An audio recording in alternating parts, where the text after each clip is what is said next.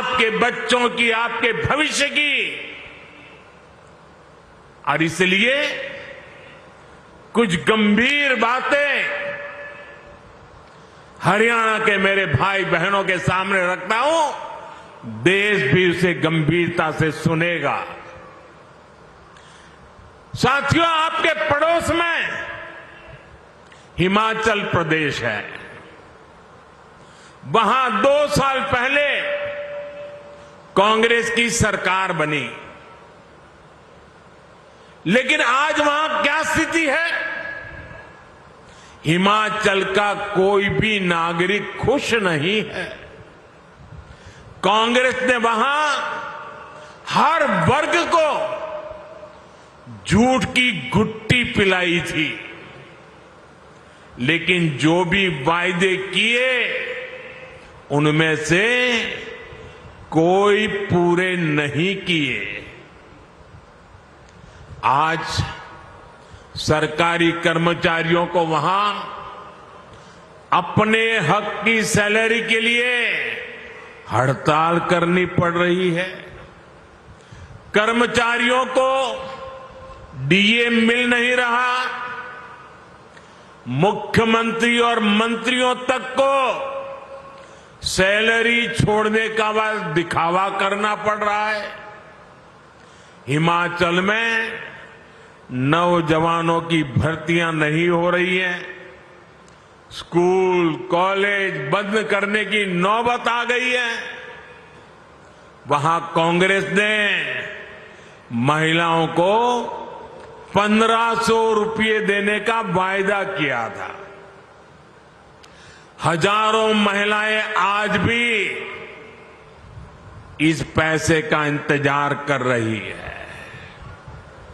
हिमाचल में बिजली, पानी, पेट्रोल, डीजल, दूध सब कुछ कांग्रेस ने महंगा कर दिया है। और लोकसभा में भी आपको नहीं देखा है, उन्होंने कहा था 1 जुलाई को खटाखट 8,000 रुपया आपके खाते में आएंगे।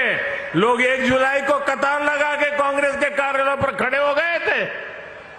पूरे देश में झूठे वादे करना, देश की जनता से धोखा करना।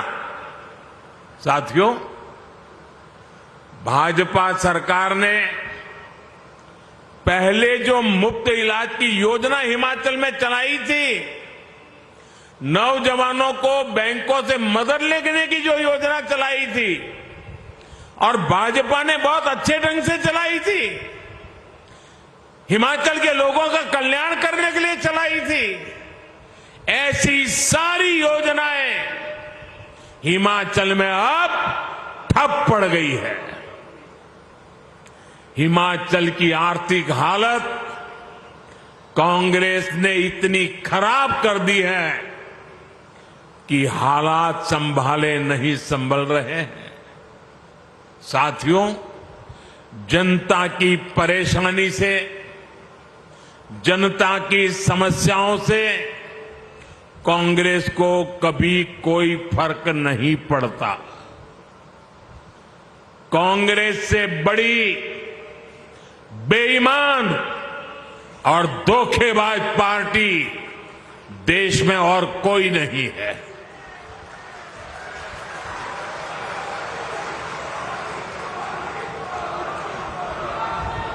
कांग्रेस के झूठ पर विश्वास करके वो लोग पछता रहे हैं, जिन्होंने अपने राज्य में कांग्रेस को मौका दिया।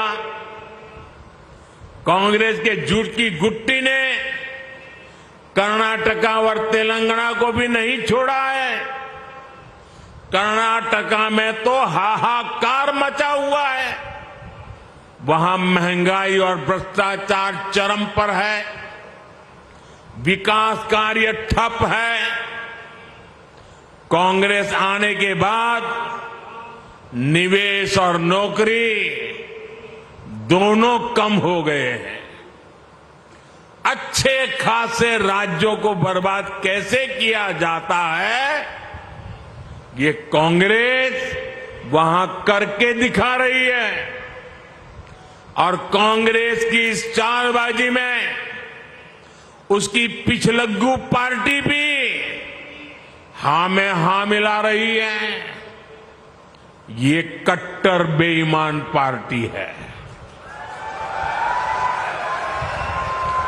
इस पार्टी की भी एक ही नीति है, चुनाव जीतने के लिए जनता का खजाना खाली करो। आप पंजाब की हालत देखिए, क्या कर दी है। हरियाणा के लोगों को ऐसी पार्टियों को सरकार के पास भी नहीं फटकने देना है। हरियाणा को बचाने के लिए करना पड़ेगा, आपके बच्चों के भविष्य को बचाने के लिए करना पड़ेगा। साथियों, मैं कांग्रेस और उसका गाजा बाजा बजाने वालों को यहां कुरुक्षेत्र से आज एक और चुनौती देता हूं।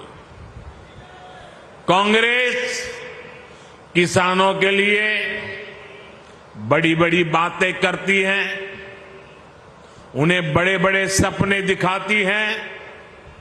सच्चाई ये है, ये झूठ के अलावा कुछ नहीं है।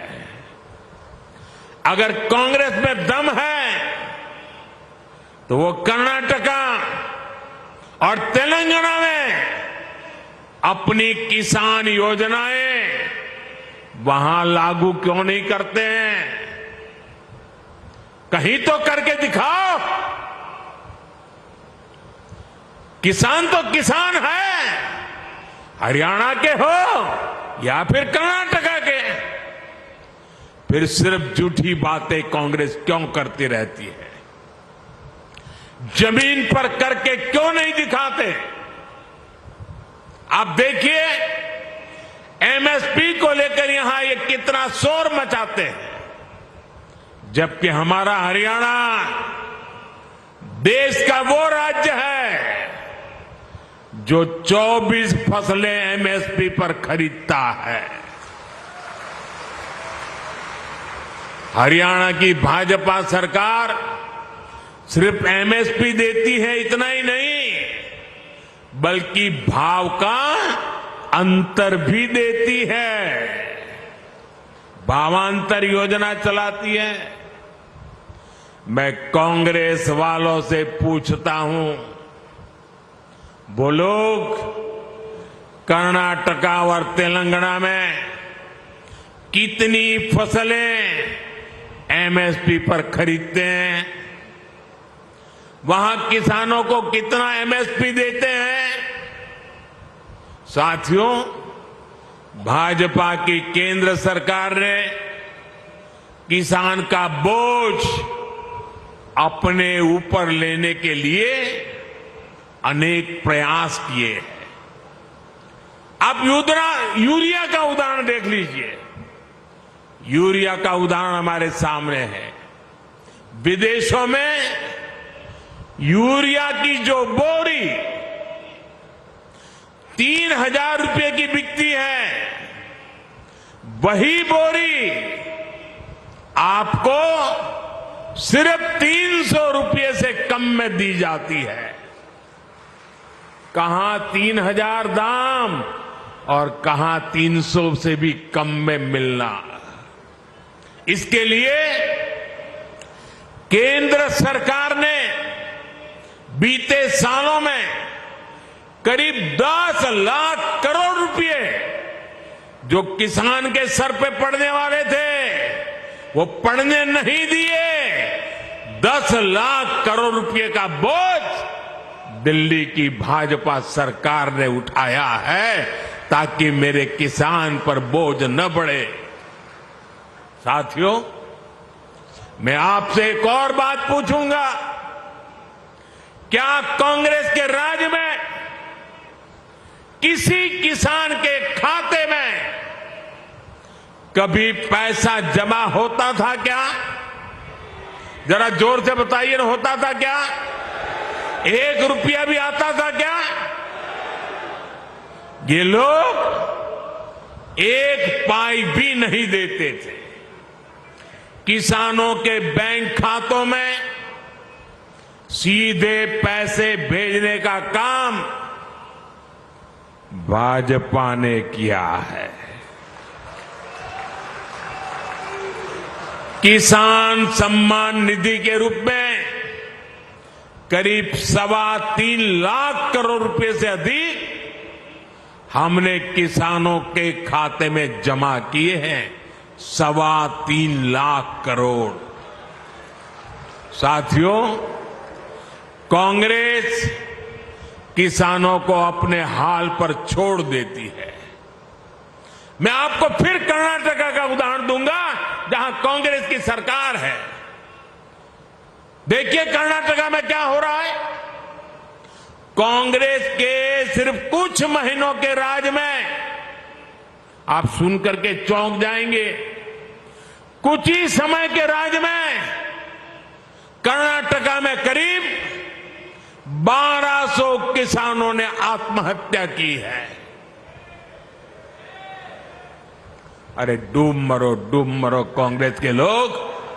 आपके मुंह में किसान के नाम पर झूठ फैलाने का पाप पड़ा हुआ है।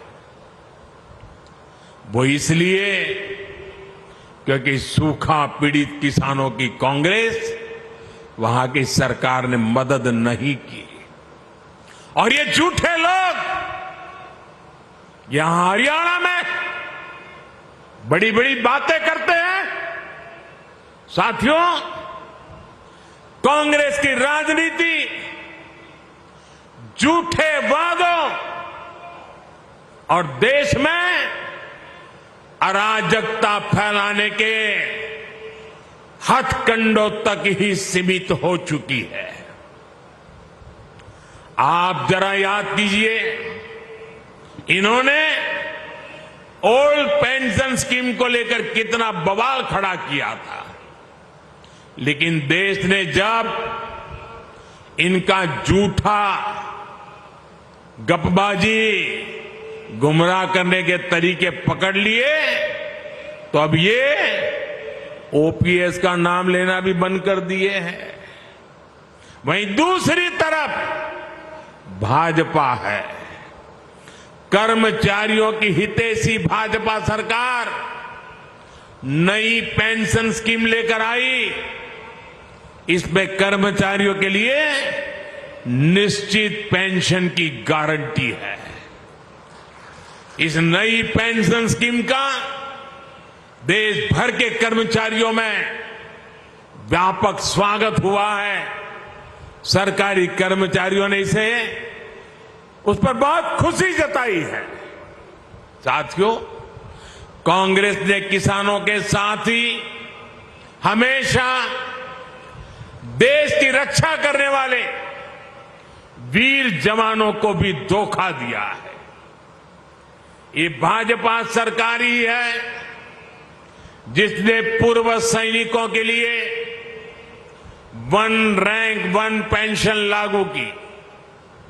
इससे हरियाणा के 1.5 लाख पूर्व सैनिकों को 10,000 करोड़ रुपए से ज्यादा की मदद मिली है अकेले हरियाणा में।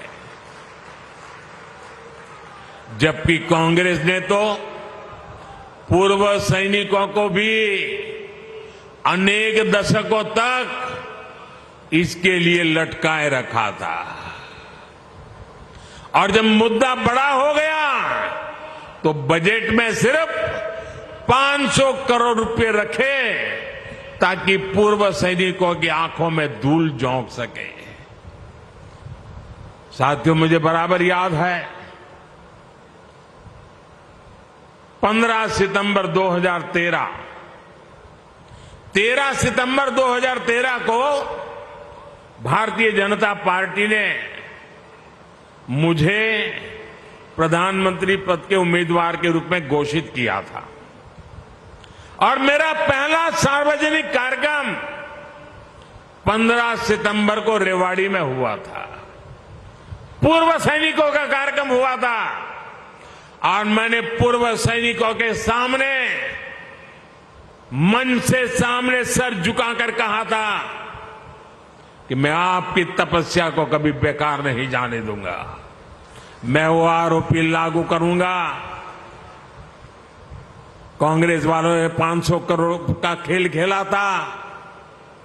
साथियों, सरकार में आने के बाद हमने वो आरोपी लागू किया। इतना ही नहीं, कुछ दिन पहले ही हमने ओआरओपी का तीसरा रिवीजन भी कर दिया है और इस अक्टूबर से मेरे पूर्व फौजी भाइयों को इसका भी लाभ मिलने लग जाएगा। साथियों, मैं यहां आने से पहले जम्मू कश्मीर में था। वहां भी चुनाव हो रहे हैं। वहां कांग्रेस पार्टी आर्टिकल 370 धारा 370 को फिर से बहाल करने का समर्थन कर रही है। क्या ये आपको मंजूर है? क्या कश्मीर को अलग होने देना है? ऐसा पाप करने वाली कांग्रेस को सजा देनी चाहिए कि नहीं देनी चाहिए? यानी कुछ साल पहले तक वहां हरियाणा के हमारे वीर सैनिकों पर जो पत्थर चलते थे, आतंकवादी बम बंदूक की गोलियां चलाते रहते थे, मेरे हरियाणा के वीर सपूत हर सप्ताह कहीं न कहीं से तिरंगे में लपेटकर उनका शरीर घर लौटता था। वो शहीद।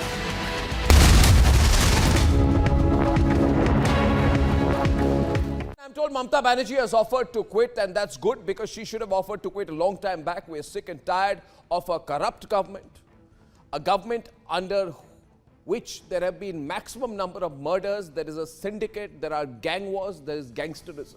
There is untold corruption, untold amounts of Muslim appeasement.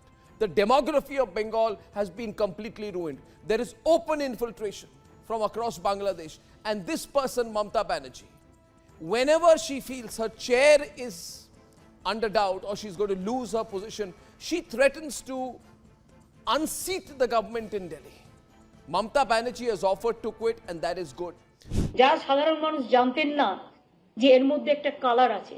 মানুষ এসেছিলেন বিচার চাইতে তিলোত্তমার, কিন্তু আশা করি মানুষ বুঝতে পারছেন ওরা বিচার চায় না, ওরা চায় চেয়ার। আমি মানুষের স্বার্থে। She should have offered to quit a long time back. There are many reasons she should have quit. I need to know when she's quitting. I don't just want to know whether Mamata Banerjee, the chief minister, is quitting. I want to know whether Mamata Banerjee, the pathetic health minister of Bengal, is quitting as well. We just don't want to know whether she's quitting as chief minister from the chief minister's position, because if a person called Mamata Banerjee continues to be home minister of Bengal, then that's very dangerous for the people of Bengal. Having such a person in office, in any office, is dangerous, is against public interest. And if she's offering to quit, it is no act of martyrdom. For she... Last year, the NDA government introduced in Parliament 3 new bills designed to replace 3 existing statutes which formed the essence of our criminal justice system. This year, on the 1st of July, the NDA government notified these statutes, which thus came into operation. For the 5th edition of the Ram Jethmalani Memorial Lecture, it is only most appropriate that the topic be the 3 recently introduced and notified criminal statutes. We have a very distinguished panel of lawyers to speak on the subject. All of them are celebrated practitioners of criminal law, and I assure viewers that their respective addresses on the new criminal statutes, their efficacy and their drawbacks will be informative, interesting and insightful.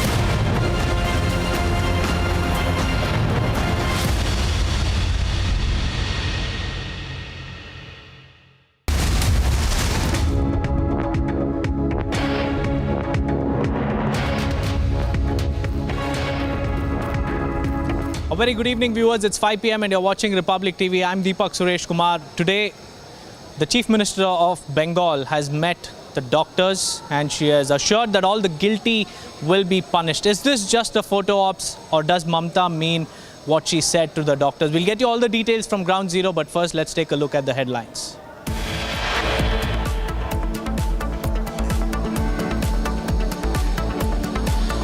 "35 days since Abhaya's rape and murder, Mamta reaches protest site, appeals to doctors to stop the protest."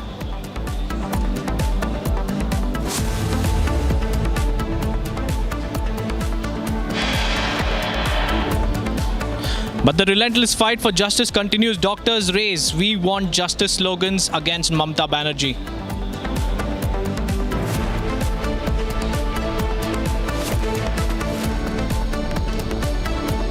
Jammu Kashmir का इस बार का विधानसभा चुनाव 3 खानदानों और जम्मू कश्मीर के नौजवानों के बीच में है।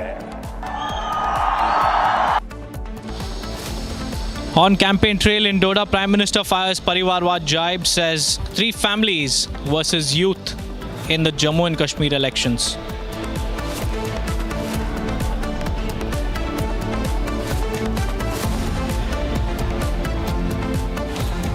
उन्होंने कहा था 1 जुलाई को खटाखट लोग 1 जुलाई को कतार लगा के कांग्रेस के कार्यालयों पर खड़े हो गए थे। झूठे वादे करना, देश की जनता से धोखा करना। In Kurushetra, Prime Minister takes on Congress, says Khatakhat guarantees failing fast and falling flat.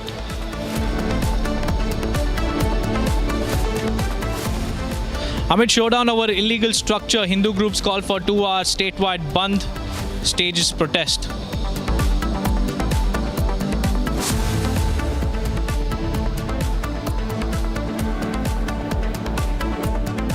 दुर्भाग्य से वो ज्ञानवापी आज लोग उसको दूसरे शब्दों में मस्जिद कहते हैं, लेकिन वो ज्ञानवापी साक्षात विश्वनाथ ही है। Yogi makes a big statement on Gyanvapi, says some call it mosque, but it is Vishwanath.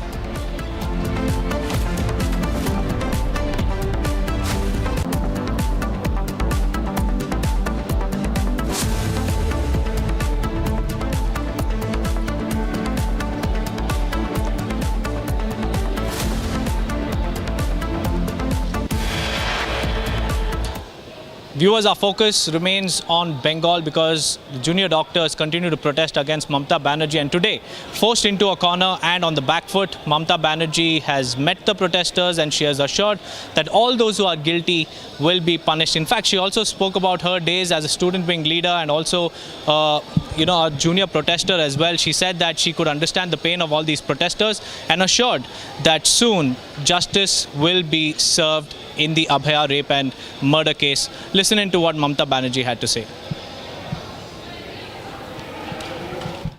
আপনাদের আন্দোলনকে কুর্নিশ জানাই। আমি নিজে স্টুডেন্ট মুভমেন্ট থেকে উঠে আসা লোক। আমি স্টুডেন্ট মুভমেন্ট আমি নিজেও অনেক সাফার করেছি জীবনে। আমি জানি আমার পোস্টটা বড় কথা নয়, মানুষের পোস্টটাই বড় কথা। আমি আপনাদের কাছে বলতে এসেছি, কাল সারা রাত ঝড় জল হয়েছে। আপনারা যখন কষ্ট পেয়েছেন, আমিও সারা রাত ঘুমোতে পারিনি। আমারও কষ্ট হয়েছে, এই ঝড় জলের মধ্যে আপনারা যেভাবে বসে আছেন, আমার মানসিকভাবে কষ্ট হচ্ছে। আপনারা আজকে 33 দিন 34 দিন আমিও কিন্তু। With Mamta Banerjee now appealing to the protesters, hear what the junior doctors had to say after Mamta tried to pacify them and urge them to return to work.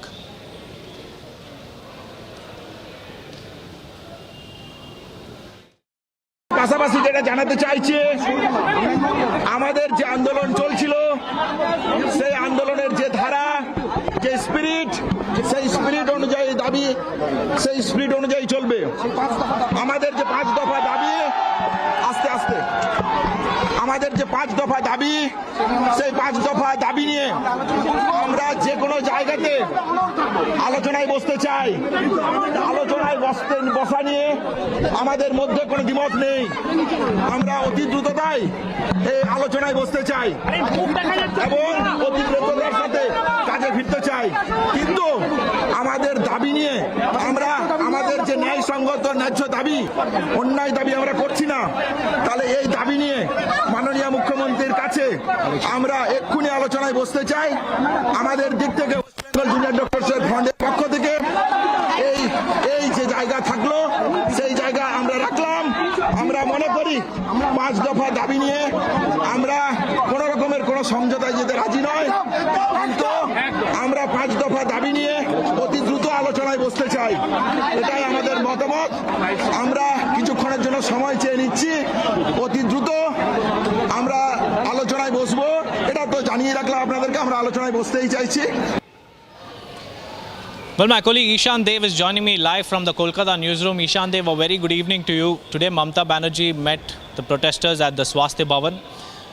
But tell us one thing, Ishan Dev, why did it take 35 days for Mamta Banerjee to meet the protesters and assure that justice will be served in the Arjikar case? Because all these days, the protesters had demanded for a meeting with the Chief Minister, and even today, the protesters say that they will return to work only after their 5-point demands are met.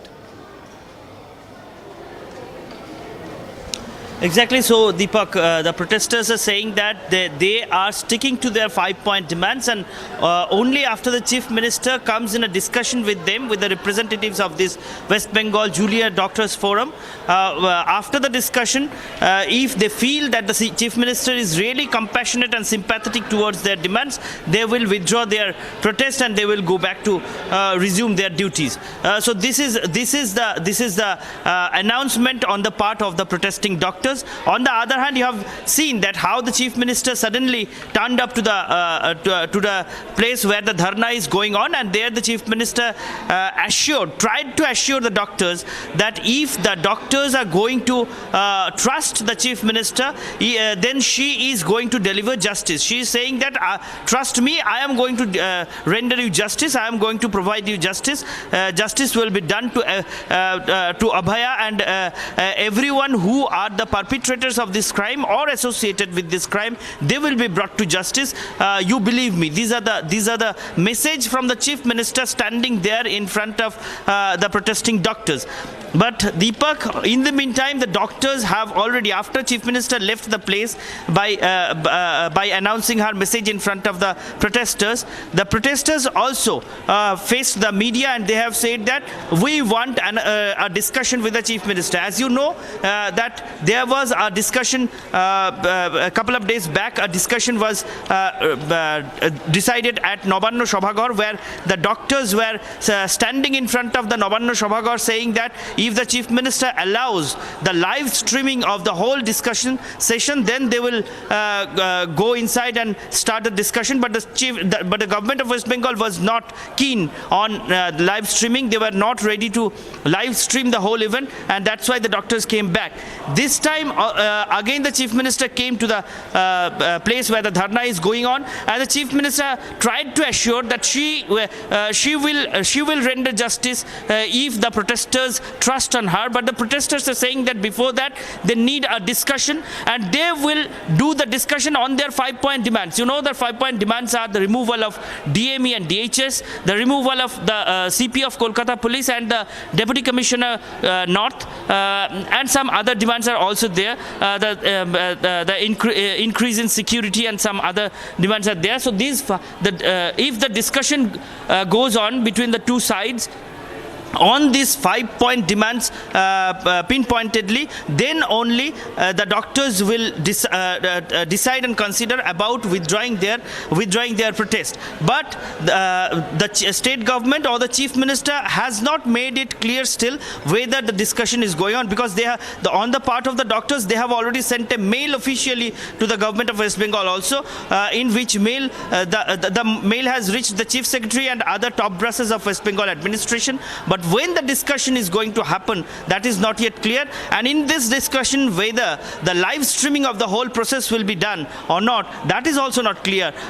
So the chief minister has came. She has showed a kind of positive gesture that she is keen on withdrawal of this protest by addressing the issues. But on the other hand, the doctors are also saying that okay, the chief minister has showed a positive gesture, so we are also ready to respond to that positively. We are ready for a discussion once more, and if the discussion happens, we will discuss only on our 5-point demands, and after that, if we are satisfied, we will withdraw our protest. But that is not till now, till this moment, this is not clear. This is not clear till this moment whether this discussion is going to happen or not, or if it happens, then where and when it will happen. Deepak. Right, Ishan, stay on with you. We have visuals of the junior doctors continuing their protest outside the Swasthya Bhavan. In fact, even as we speak, viewers, the protesters continue to demand justice in the Arjika rape and murder case. And what's shocking is that Mamata Banerjee met these protesters after 35 days since that horrific incident happened at the Arjika hospital. Now let's shift our focus to another breaking news that we are tracking, where the Tala police station has received a call and information at around 1:45 p.m. this afternoon regarding an incident of blast in which a rack picker has been injured, and this area in Kolkata has been completely cordoned off and the probe is currently underway. These are the visuals of the bomb disposal squad there examining the suspicious object which exploded and left one of the rack pickers injured at SN Banerjee Road. Ishan Dev is also live with us. Ishan Dev, tell us about the latest development coming in as far as the suspicious object which exploded, thereby injuring a rack picker. Well, this has happened, as you are saying that this has happened in the SN Banerjee Road. This comes under the central Kolkata area, and this comes under Taltola police station. And suddenly this explosion happened, and one person who used to live near the explosion spot, he has been severely injured. One hand of that person has been severely injured, according to the information we got from the police sources, and he has been taken to the hospital for treatment. But whether his hand could be saved or not, that is not yet cleared, because his injuries are severe according to the sources. And this after this incident, that area has been cordoned off and bomb squad reached the spot. They have examined thoroughly, but the police is yet to make any detailed statement on this, because there was one pot which was almost sealed, and when someone was trying to open that pot, someone was trying to open the dabba, it exploded and one person was injured. So how did it came there? Why an explosive was planted there? And almost whether it was almost like an IED or not, all these matters are yet to be cleared by the police, and we are looking forward to that what kind of statement comes from the police in details, that whether there are any severe dangerous connection behind this blast, or this is about any connection with some petty local miscreants. That is not yet clear. Deepak. Right, Ishan Dev, this is not the first time, because a couple of days back as well, we saw suspicious bags being placed at Arjikar as well. In light of these protests, there are hidden hands which are trying to disrupt the peace in Bengal as well, and the police are on high alert. Tell us about the latest incidents that have come to light, because 2 suspicious bags were found outside Arjikar hospital. Then another incident also came to light where another suspicious object was found, and now we have a rack picker being injured in a blast.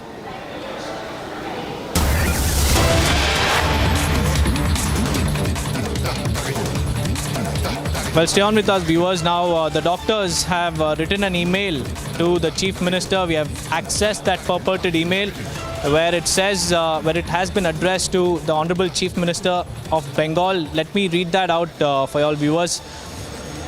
Respected ma'am, we are grateful that you have showed an exceptional goodwill gesture by coming amidst us in this adverse weather and shared your thoughts with us. We take this as a welcome step towards our smooth discussion and collective clarity of our 5-point demands for which we have been protesting peacefully for the last 35 days. We are more than willing to have a discussion in your esteemed presence with adequate representations and proper transparency as agreed by both the parties. We are eagerly waiting for your positive response to end this impasse.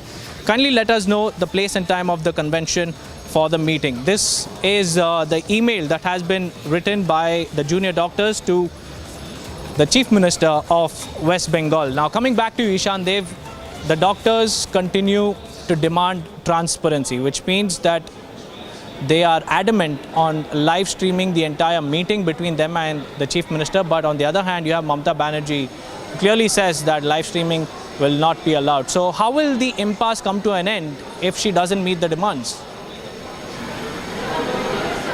Well, Deepak, I was just referring to this letter when I was earlier speaking to you that the junior doctors front have already written to the government of West Bengal, and this mail has reached the Chief Secretary and other top brasses of West Bengal government, and the demand of the junior doctors is that they want a discussion with the Chief Minister on their 5-point demands, and if the Chief Minister discusses with them regarding these 5-point demands, whether these demands are going to be met or not, after that they will decide whether they are ready to withdraw their protest or not.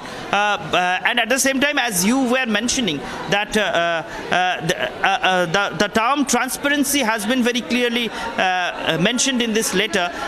It is really so that they want, the junior doctors are saying that they want a transparency. That means when this discussion happens, when this process goes on, it should be very much transparent and crystal clear in front of the people of West Bengal. But what does it mean? Does they mean that they want a live streaming of the whole process of the discussion between them and the Chief Minister, or they want any other kind of transparency regarding that?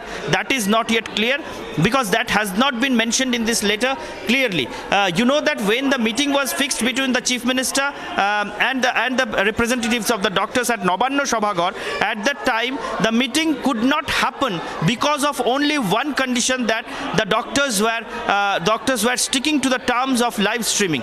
But this time they are also mentioning the term transparency, but whether it connotes only live streaming or any other kind of transparency, that is not clear. And you have seen the mail that the doctors have written that they are ready to go for a discussion with the Chief Minister whenever she wants, wherever she wants, but that the government of West Bengal or the Chief Minister or the Chief Secretary, none has sent any concrete reply to this to the doctors, that whether they are ready for another discussion. Because when the Chief Minister came to the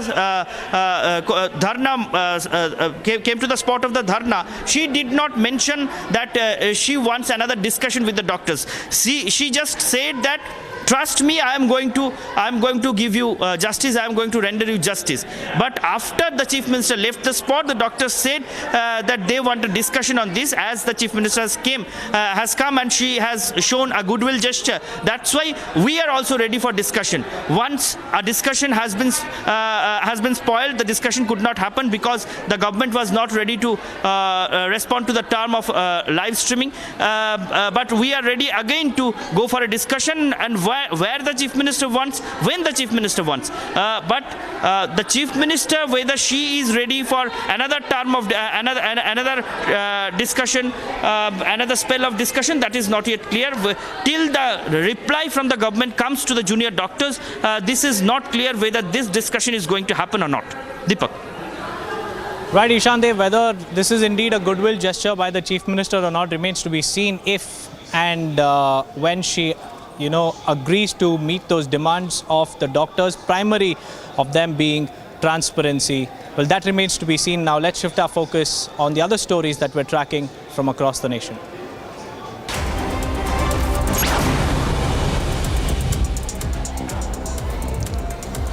Former Chief Minister of Jharkhand Babulal Marandi has reignited the demography change debate. He has alleged that demography is changing due to infiltration and conversion in the state.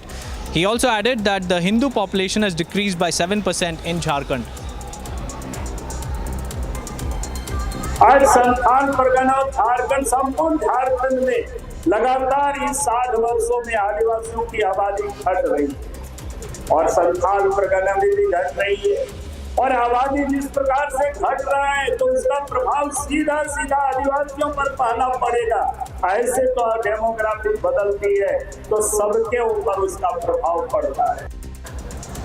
A bank manager and a cashier were killed after their SUV was submerged in water in a flooded underpass in Faridabad on Friday. Rains have battered Delhi and NCR region, leaving several low-lying areas, including the underpass, completely flooded. The police officials have informed the team and it reached the underpass upon receiving that information. However, while one body was pulled out of the vehicle, the other was found only at 4 a.m. this morning after an hours-long search.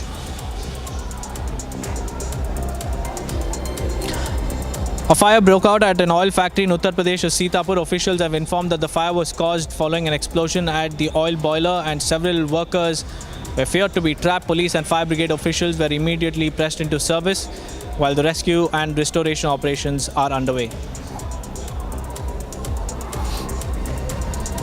5 accused have been arrested for pelting stones at the Durg-Visakhapatnam Vande Bharat Express during its trial run at Baghbara railway station in Chhattisgarh. Officials have informed that the attack resulted in damage to 3 coaches. Furthermore, a case has now been registered and an investigation has been launched.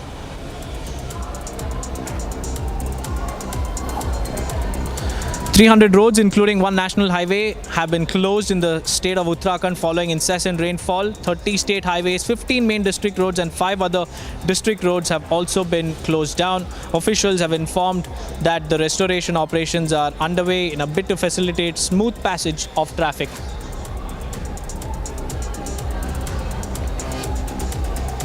A major landslide was reported in Bhataduria area of Surankot on Poonch Jammu National Highway, leaving travellers stranded. The landslide blocked the Poonch Jammu National Highway for 2 hours, severely disrupting traffic. In fact, long queues of vehicles continued to pile up on both sides of the landslide site, and the restoration operations continued on war footing. In a big win for security forces, a pen, plastic ball and a brick IED was recovered in Poonch. The recovery has been made from Jammu and Kashmir Ghaznavi forces terror associate. Furthermore, Tiffin IED and Vaseline box IED were also recovered by Poonch police from Surankot. Top police sources have informed that political rallies were the target of these terrorists.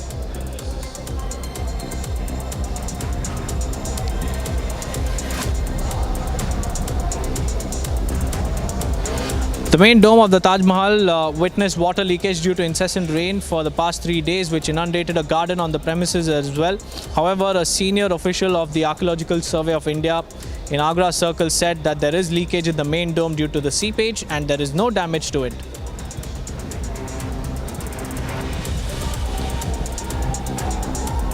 Karnataka Rakshana Vedike faction has called for a protest in Belagavi against the alleged forced imposition of Hindi in the state. The protest was called for against the central government. More than 50 protesters, including the president of the Karnataka Rakshana Vedike, were detained by the police and taken into custody to prevent any untoward incident.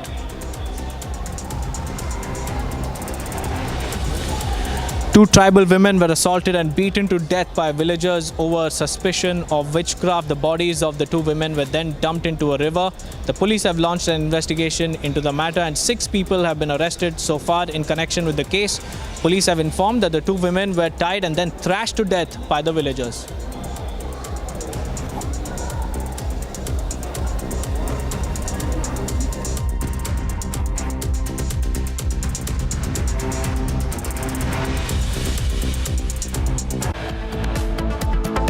Broadband internet has been restored in 5 districts of Manipur. In another update, the centre has given time till 20th of November to the panel that's probing violence in the state. We'll get your ground reports from Manipur after this very short break.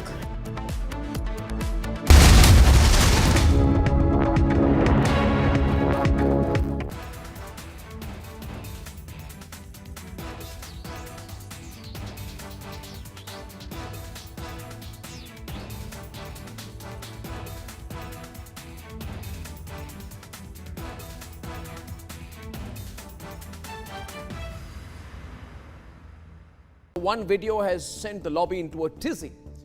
It's a picture of the Prime Minister at the home of Chief Justice of India, Justice D.Y. Chandrachud, doing Ganesh Aarti. He's wearing a Maharashtrian cap. It's a religious event. The Prime Minister is doing Aarti and the lobby is furious. They're saying, how can the Prime Minister go to the house of the Chief Justice of India? Anyway, there's no such rule that the Prime Minister of India cannot go to the house of the Chief Justice of India. The problem that the lobby has, the Congress, Prashant Bhushan, all the hangers on, the problem they have is that the Prime Minister has gone to celebrate a Hindu festival at the home of the Chief Justice of India, who's a practicing Hindu. Their biggest problem is that two of the most prominent practicing Hindus are celebrating a Hindu festival together, and that is terrible for them. For years, ladies and gentlemen, the Congress party had mastered iftar politics. When I was a reporter for weeks on end, there was nothing in Delhi but iftar politics. There are innumerable pictures of Manmohan Singh, Rajiv Gandhi, even Sonia Gandhi, even Rahul Gandhi, all of them going from this iftar to the other. In fact, sometimes they would attend so many iftars, it seemed there was nothing else going on in Delhi but iftars, up to 10 iftar. Ram is now part of the folklore of the criminal justice system of India. His contribution to law over the last 7 decades is unparalleled. Mahesh's endeavor to have this lecture series is essential for the future generation of lawyers, especially the criminal law bar. The 3 new laws now need to be looked at through the gaze of Ram as we analyze them in this opportunity that Mahesh has given us. And I am grateful to Mahesh for giving me this privilege to participate in the lecture series later this week.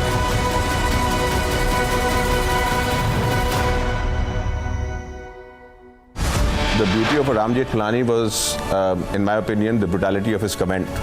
And I feel that had he actually confronted the changes that have been made, the new penal laws, he would in his own inimitable way clobbered that exercise and trashed it. I'm very happy that his redoubtable son, the very eminent Mahesh Jethmalani, is organizing this lecture this Saturday in honor of his father on a topic of such extreme importance.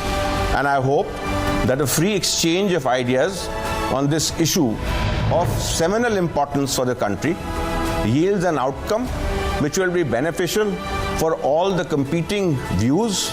Join us on 15th September.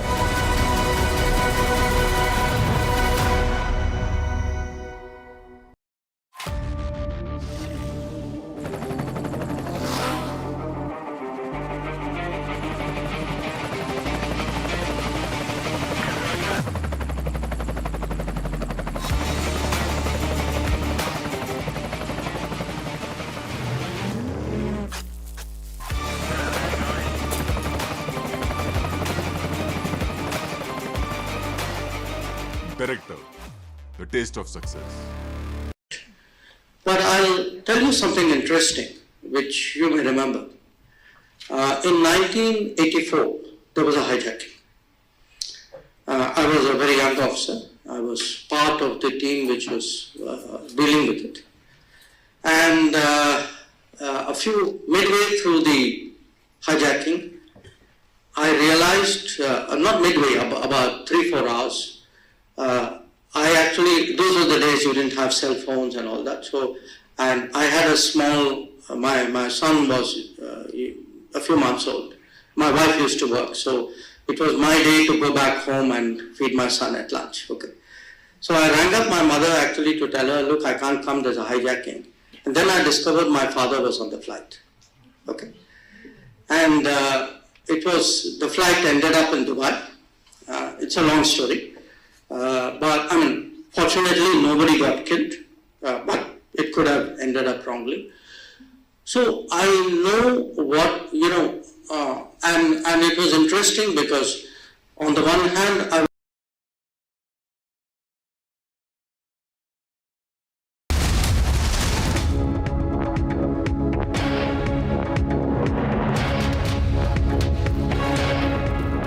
Chief of Jammu and Kashmir People's Conference, known for his bold statements, with his background spanning from separatist roots to the ministerial role in PDP-BJP coalition, his relation with the political parties have always been in news. They have been making news and waves across Jammu and Kashmir. I'm joined by Sajjad Ganilon. Sajjad, thank you so much for talking to Republic. We have seen, despite your party's push, People's Conference could not do much well in Lok Sabha polls. Do you believe that it was your political failure or the political strategy failed on ground? No, win and lose is for a period of 5 years, as for in Parliament. You win sometimes, you lose sometimes. So we lost, although I think I'm very happy we ran a very, very good campaign. At the last moment, in the last 3-4 days, we could feel there is something is happening and we lost. And what was that something? Maybe we didn't inspire the people. There are many things. It's not totally black and white. There's a lot of grey.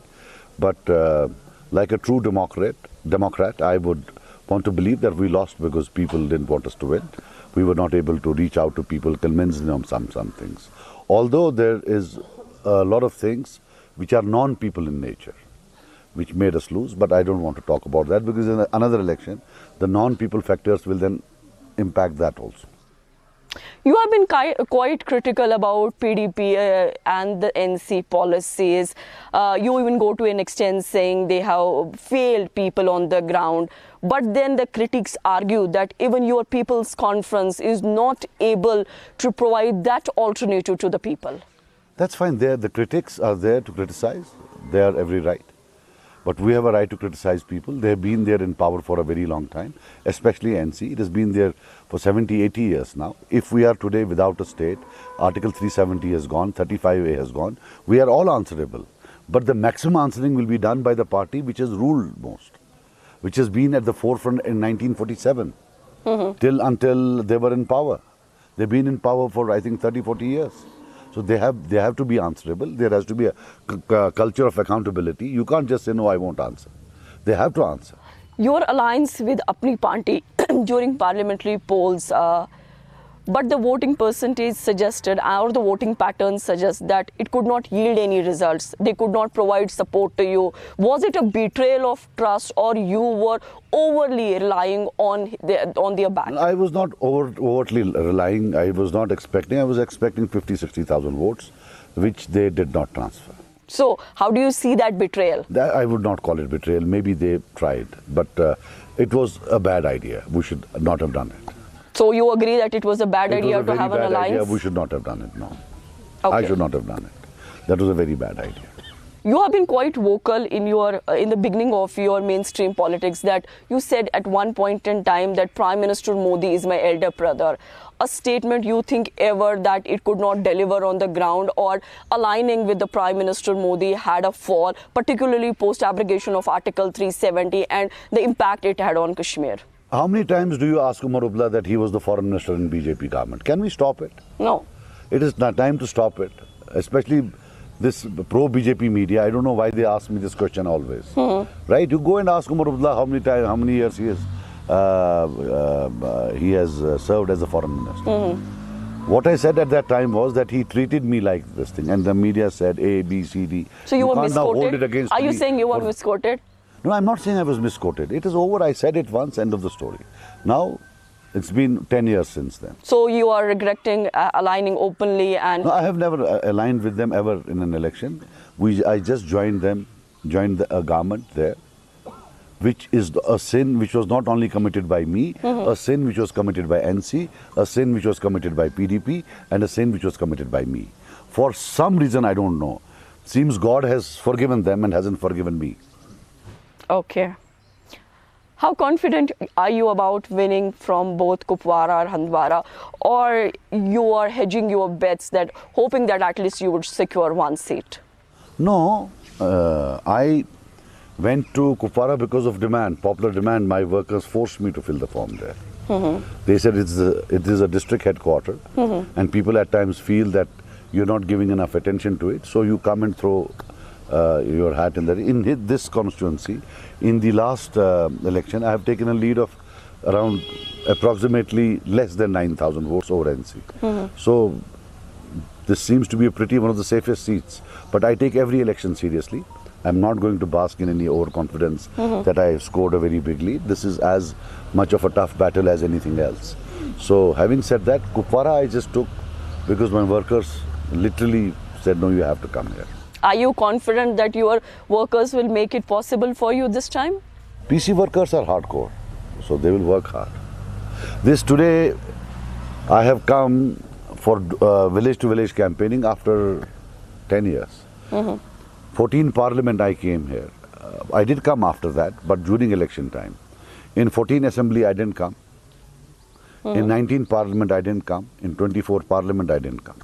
They are my darlings. They work for me. They go everywhere. Even today, my hand on my heart, if I don't enter this constituency, I will get exactly the same number of votes that I will get when I go from village to village. They do the work for me. मैं तो ऐसे ही अब आता हूँ, I just come because they ask me to come. Otherwise, they go, they do door to door. Handwara political worker is unique in the entire country, unique. This band of workers, you put them in any constituency, they will get votes. Omar Abdullah recently made a statement in Kashmiri making a fervent appeal to the people to protect his honor. Do you see Omar's statement, it is a desperate attempt or genuine connect with the ground? That, I don't know why should I comment on something, but his assault on Kashmiri language was a bit deplorable because that was literally an assault on Kashmiri language. I think he would better be speaking Urdu. Rest the other content, I mean, say who, that why should I?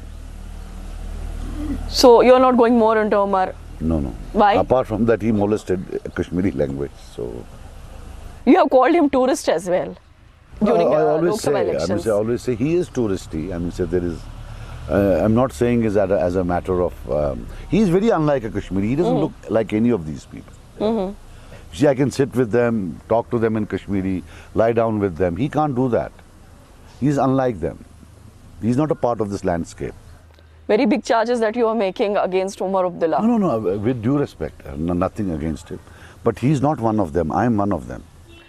Does Mehbooba Mufti's decision to stay away from the race but then pushing her daughter Iltija into the fray, do you see it as it is a game that she played or to secure the political interest of Mufti family or it signals some weakness that she's out of the fray but her daughter is in the politics now? That's there. I mean, says why should I? It doesn't matter to us, and I really don't want to comment. But you have been part of PAGD also. You have been in the government of PDP also. That's their party decision. It doesn't impact the objectives, the electoral objectives of our party. So I haven't even given it a thought. But how do you see the third generation of the dynasty politics coming into fray now? If they have in it, why not? I mean, I would not speak. I know all of them. So very difficult for me to speak against them. They are young children and I wouldn't speak against them. Do young children gain attention from the people now? Or it's a game end for the who have been in the politics for long? Youngsters, you see, one of the biggest takeaways of parliament election is that youngsters are taking their own decisions. Right. And even bigger takeaway is that women are taking their own decisions. They are not parroting the views of their husbands or fathers or brothers. They have taken their own decision in the last parliament election. That's why there was so much of difference, and which is good, which talks about finally coming of age of women's empowerment. Is dynastic politics okay? No, I'm uncomfortable with it. I'm not very comfortable with it. But if the son of a politician has something to offer, he should not be stopped just because he or she is the son or a daughter of a politician. But to push him on to people, despite having nothing to offer, is bad. What made muftis to fray a young? I don't want to talk about it. You are trying to play safe? I'm not trying to play safe. I know that girl. I know her since she was very young. It's very difficult for me to talk about her, or for that matter, Umar Abdullah's children. It's very difficult. I would prefer to stay away. They are young, maybe they deliver. So why should I hold it against them? Since you talked about Umar just made a statement that Afzal Guru should not have been hanged. Afzal also comes from North Kashmir. And what about Maqbool Bhatt? Should he have been hanged? Both the hangings were done with active collaboration of the National Conference. This and that. And now this is the height of hypocrisy. You were the Chief Minister. You did not issue a single statement at that time. Not only that, you are now in an alliance with that party which hanged. So shameful. He is in an alliance with Congress which hanged him. They hanged him when he was the Chief Minister. He kept mouth. Now all of a sudden at the time of election, he remembers. And should somebody from his family fight, he will be the first to say that they are collaborators. So there is a limit to hypocrisy. There is a limit to double standards. If it was bad, why he does not tell Rahul Gandhi about it? That why did you hang him? I always thought it was bad. I always thought it was wrong. And I always said about it. He has never talked about it.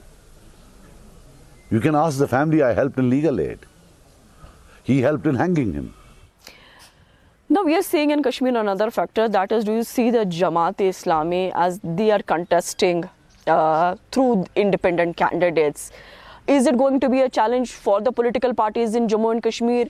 Will Jamaat-e-Islami going to have a legitimate mainstream politics now, or they are just trying to be on order to lift their ban? I would not hold anything against them. They used to fight elections like every other party. They chose not to contest only after elections were rigged in 1987. My father also used to fight, and he also chose to stay away after elections were rigged, after democracy was denied. Any party from that era, if they come back, is the most welcome step. But you have been quite critic about the Jamaat, their policies and all.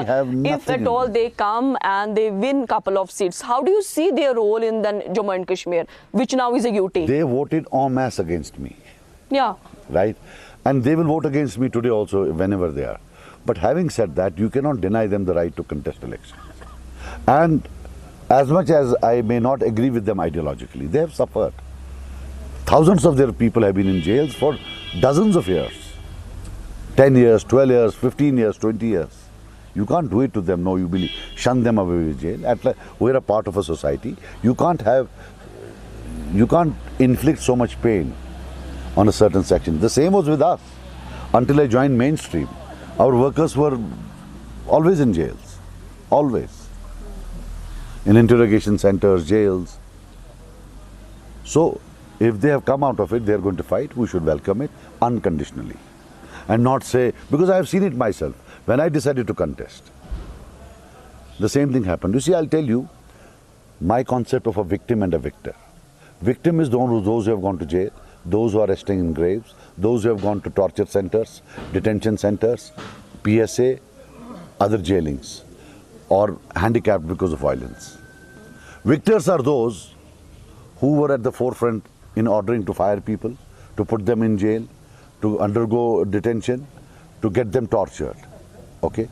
What has happened is that the mainstream is packed with victors. Parties which were close to Delhi, which were close to the establishment, all through the years, they fought elections and they were on the side of Delhi, as opposed to the side of Kashmiris. They were against the Kashmiris and with Delhi. Now, whenever any victim decides that let me go and join the mainstream, the victors collaborate together and say they are collaborators. They go into an unannounced alliance and say they are collaborators. When I came, I faced the wrath of the present party saying, agencies ne uthaya hoga. Basically telling the violent elements, kill him. Literally telling them to kill him. This is what I call white-collar murderers. This white-collar murderer thing is rampantly common in Kashmir in the last 30 years, which has been totally ignored. And today, say Jamaat comes, someone, a doyen of sacrifice and pain, Jamaat, they call them also collaborators. Now independents want to fight, they are also collaborators. So tell me please, who would Umar Abdullah want to fight against? Whom he would not call a collaborator? Because everybody who wants to fight him, he says they are collaborators, they are IB, they are agency, they are police backed, they are home ministry backed, they are army backed, they are BJP backed. So this is something, this bluff has to be called. They have to be asked that, okay, fine, are you worried of a participative democracy? Are you used to a very selective, customized democracy? Or are you genuinely concerned that there is interference? And it is interference in elections. Someone like me can talk, not the daylight robbers of 1987. The great robbery of 1987, those robbers can't complain about elections. Since you talked about the interference, do you see post-abrogation of Article 370 the interference of Pakistan into Kashmir politics? Or it has lowered? I don't think per se, visibly there is none. Visibly there is none. Visibly is none. There might be something invisibly which I don't know. Visibly there seems to be none. With Engineer Rashid's party now again in fray and the separatist leaders or the characters like Sarjan Barkati involved, do you fear history will repeat? I don't fear anything. I just hope that we have to fight who we are fighting. And we don't have to fight behind the cover administration. Let administration stay away from the polls, whether it's state administration or the central administration. Let them not do their experiments, which they are so used to. Engineer Rashid took good amount of votes. He became MP from your were fighting. Now their party is in fray. It is again, I'm putting it in another words to you, will it be a challenge for Sajad Lone in North Kashmir, because we have seen the sentiment vote that he took in the last elections, and if at all these leaders are getting a better chance, because we know their affiliations, their FIRs and the sections that have been imposed, how do you see the future of Jammu and Kashmir then? I say it's normal. I mean, this is evolution. This is democratic evolution, and I think we should facilitate it. I don't have any problems. This too will pass. It's a democratic evolution. Per Sajad Lone, thank you so much for speaking to the public.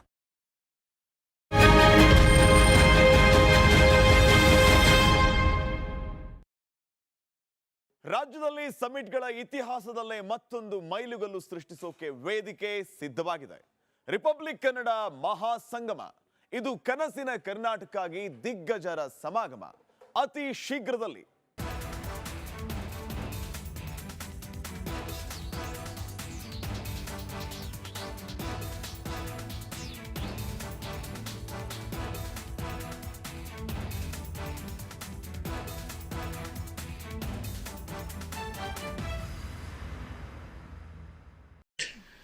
But I'll tell you something interesting, which you may remember. In 1984, there was a hijacking. I was a very young officer. I was part of the team which was dealing with it. And midway through the hijacking, I realized, not midway, about 3-4 hours,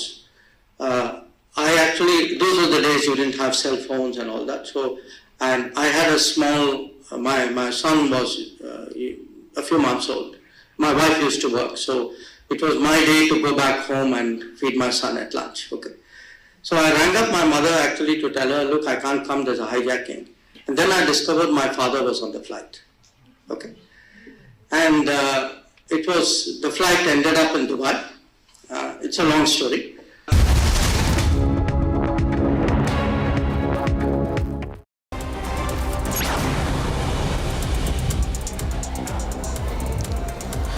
Former Chief Minister of Jharkhand Babulal Marandi has reignited the demography change debate. He has alleged that demography is changing due to infiltration and conversion in the state. He also added that the Hindu population has decreased by 7% in Jharkhand. आज संथाल परगना झारखंड संपूर्ण झारखंड में लगातार इस 60 वर्षों में आदिवासियों की आबादी घट रही है और संथाल परगना में भी घट रही है और आबादी जिस प्रकार से घट रहा है तो इसका प्रभाव सीधा सीधा आदिवासियों पर पहला पड़ेगा। ऐसे तो डेमोग्राफी बदलती है तो सबके ऊपर उसका प्रभाव पड़ता है। A bank manager and a cashier were killed after their SUV was submerged in water in a flooded underpass in Faridabad on Friday. Rains have battered Delhi and NCR region, leaving several low-lying areas, including the underpass, completely flooded. The police officials have informed the team and it reached the underpass upon receiving that information. However, while one body was pulled out of the vehicle, the other was found only at 4 a.m. this morning after an hours-long search.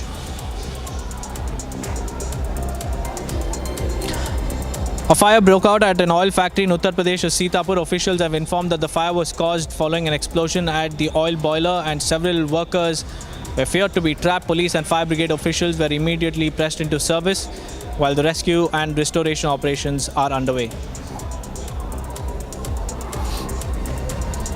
5 accused have been arrested for pelting stones at the Durg-Visakhapatnam Vande Bharat Express during its trial run at Baghbara railway station in Chhattisgarh. Officials have informed that the attack resulted in damage to 3 coaches. Furthermore, a case has now been registered and an investigation has been launched.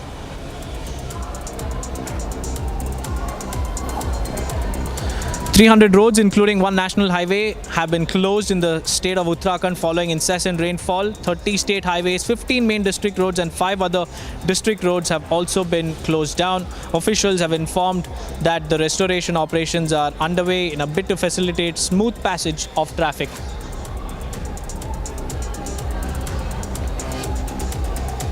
A major landslide was reported in Bhataduria area of Surankot on Poonch Jammu National Highway, leaving travellers stranded. The landslide blocked the Poonch Jammu National Highway for 2 hours, severely disrupting traffic. In fact, long queues of vehicles continued to pile up on both sides of the landslide site, and the restoration operations continued on war footing. In a big win for security forces, a pen, plastic ball and a brick IED was recovered in Poonch. The recovery has been made from Jammu and Kashmir Ghaznavi forces terror associate. Furthermore, Tiffin IED and Vaseline box IED were also recovered by Poonch police from Surankot. Top police sources have informed that political rallies were the target of these terrorists.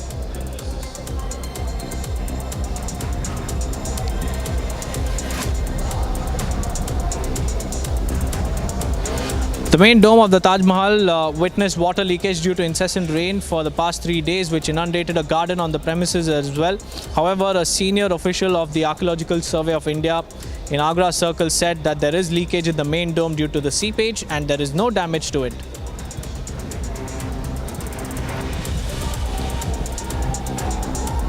Karnataka Rakshana Vedike faction has called for a protest in Belagavi against the alleged forced imposition of Hindi in the state. The protest was called for against the central government. More than 50 protesters, including the president of the Karnataka Rakshana Vedike, were detained by the police and taken into custody to prevent any untoward incident.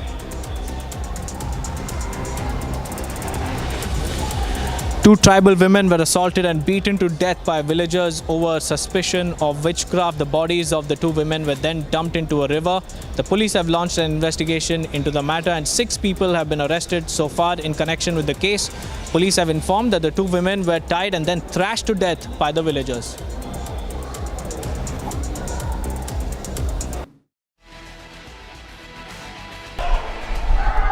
साथियों, जम्मू कश्मीर का इस बार का विधानसभा चुनाव 3 खानदानों और जम्मू कश्मीर के नौजवानों के बीच में है। एक तरफ 3 खानदान है और दूसरी तरफ सपने लेकर के निकल पड़े जम्मू कश्मीर के मेरे नौजवान बेटे बेटियां हैं।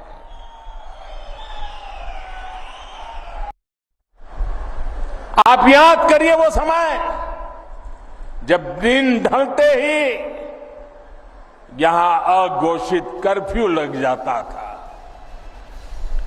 सारी दुकानदारी ठप, सारा कामकाज ठप। हालत ये थी कि तब कांग्रेस सरकार के, केंद्र सरकार के गृह मंत्री तक लाल चौक जाने से डरते थे। कश्मीरी हिंदुओं को उनका हक दिलाने में तेजी आएगी। भाजपा ने आतंकवाद के सभी पीड़ितों को न्याय दिलाने के लिए व्हाइट पेपर लाने का भी फैसला लिया है। बेटी शगुन सिर्फ कैंडिडेट है ऐसा नहीं, ये आतंक को खत्म करने के भाजपा के मजबूत इरादों की जीती जागती तस्वीर है।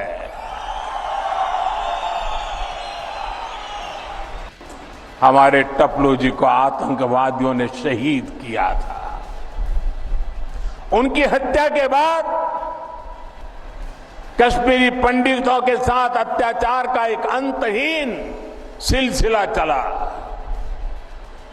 ये भाजपा है जिसने कश्मीरी पंडितों की आवाज उठाई, उनके हित में काम किया। मैं जम्मू कश्मीर भाजपा को बधाई दूंगा। उन्होंने कश्मीरी हिंदुओं की वापसी और पुनर्वास के लिए टीकालाल टपलू स्कीम बनाने का ऐलान किया है। साथियों, भाजपा एक ऐसा जम्मू कश्मीर बनाने जा रही है जो जम्मू कश्मीर टेरर फ्री होगा और टूरिस्ट के लिए स्वर्ग होगा।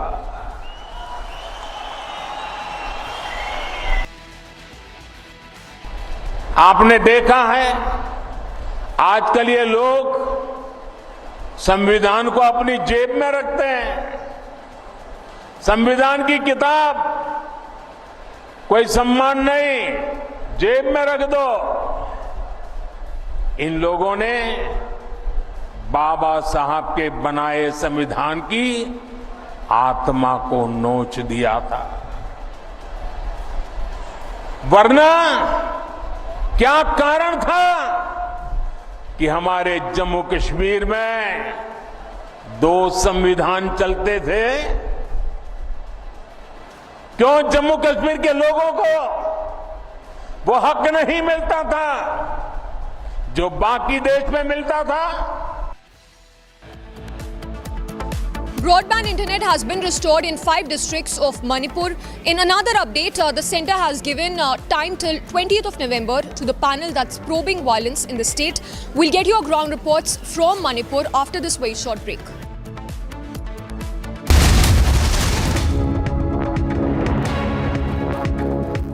You are a star in the world, and I express the gratitude.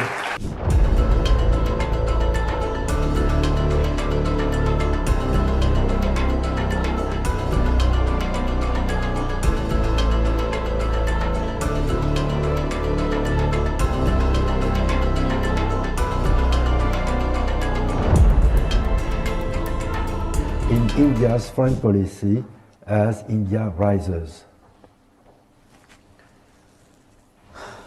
That's a it's not an easy one because it wasn't a single issue. 19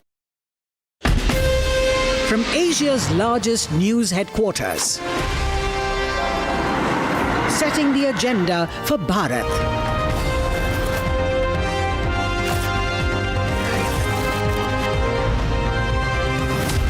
You're watching Republic.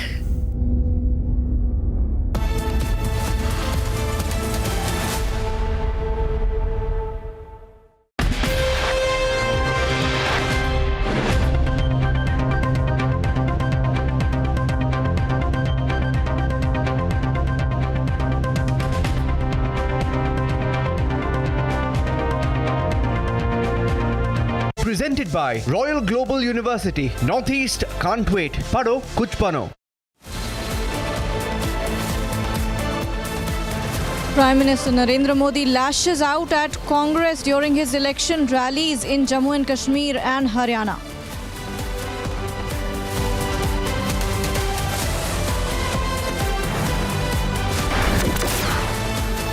Big win for forces. 3 terrorists neutralized in Jammu and Kashmir's Baramulla. AK-47 magazines, grenades, medicines recovered. Encounter also underway in Kishtwar.